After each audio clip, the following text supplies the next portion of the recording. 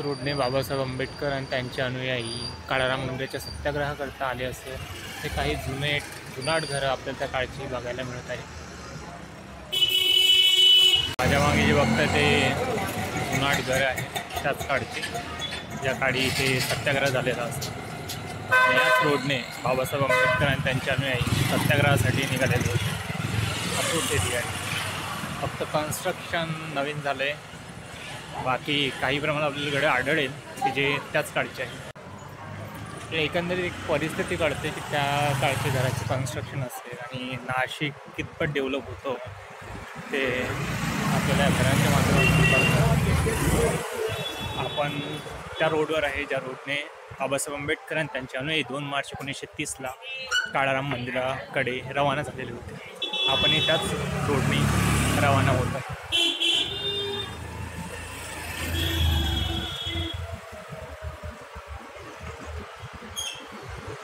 छोट्या छोट्या बोळ्या इथे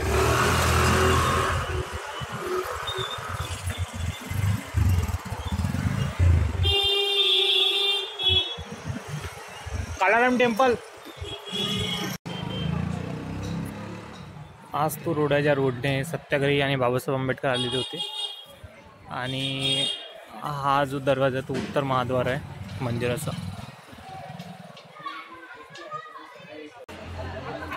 काळाराम मंदिराचं उत्तर महाद्वार आहे। असे एकूण याला 4 द्वार आहे, पूर्व, पश्चिम, उत्तर आणि दक्षिण। आणि 4ही दरवाजावर बाबासाहेब आंबेडकर यांचे अनुयायी 2 मार्च 1930 म्हणजे 3 तारखेला 3 मार्च 1930ला 4ही दरवाजावर तळ ठोकून बसलेले होते। पण 4ही दरवाजे 144 कलमाप्रमाणे बंद केलेले होते। आपण त्याच्या पूर्व महाद्वारकडे जाणार आहोत, सो रस्त्याने निघत आहे।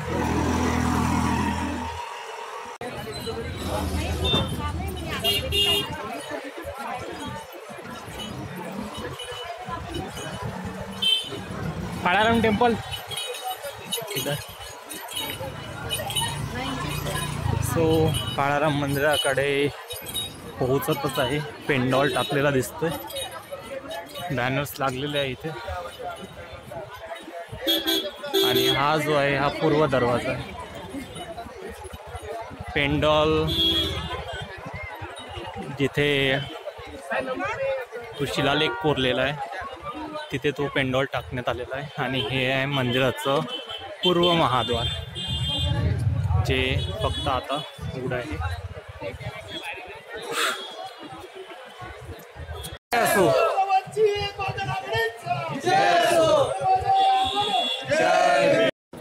आज जाण्याची इच्छा तर नव्हती, पण जात आहे त्याच्या महामानवामुळे।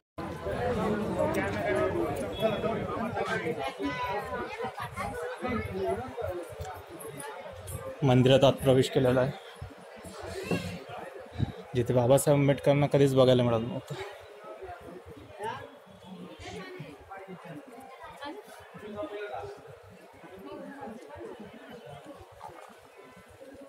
सो हे ते प्लेस आहे जिथून निगराणी ठेवल्या गेली असेल।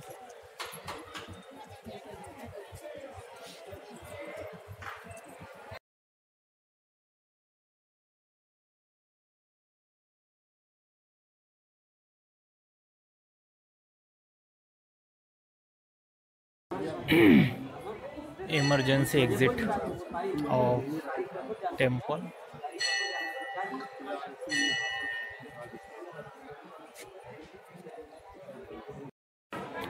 नाशिकच्या काळाराम मंदिरात एंट्री केलेली आहे।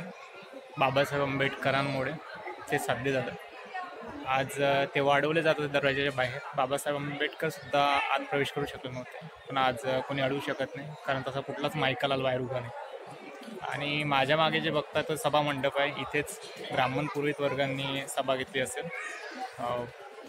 इथेच त्यांची बैठक भरायची, हीच ती जागा।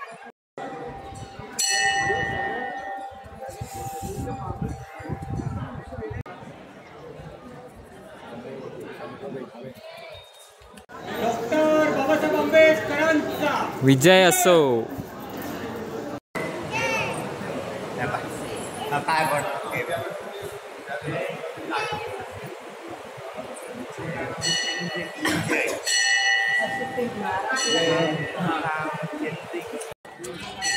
नाशिकचं काळाराम मंदिर देवदर्शनासाठी नव्हे, पण एंट्री यामध्ये मी ॲज अ पर्यटन ती वास्तू बघण्यासाठी, कारण वास्तुप्रिय आहे मी, म्हणून इतिहासकालीन वास्तू बघण्यासाठी मी या मंदिरामध्ये एंट्री केलेली होती आणि बाबासाहेब आंबेडकरांमुळे साध्य झाले.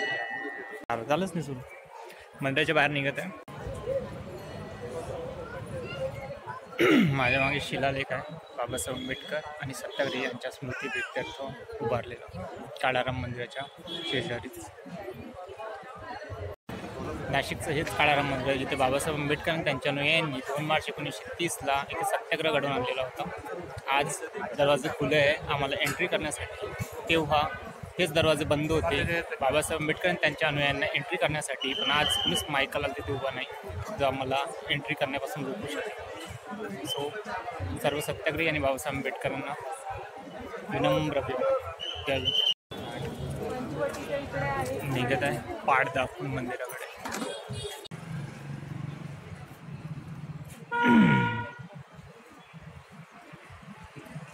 दक्षिण महाद्वारांच्या दारासमोर लावलेलं आहे पंचशील ध्वज.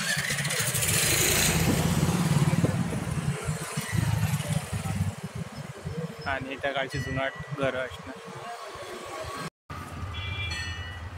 नक्की बोळ कोणती आहे ज्या बोळीतून रथ पळवला जातो ते तर सांगणे कठीण आहे, पण शक्यता आहे की हीच बोळ असेल कदाचित, कारण की या दरवाज्यातून काढली असेल आणि याच बोळीतून रथ पळवलेला असेल त्या काळी.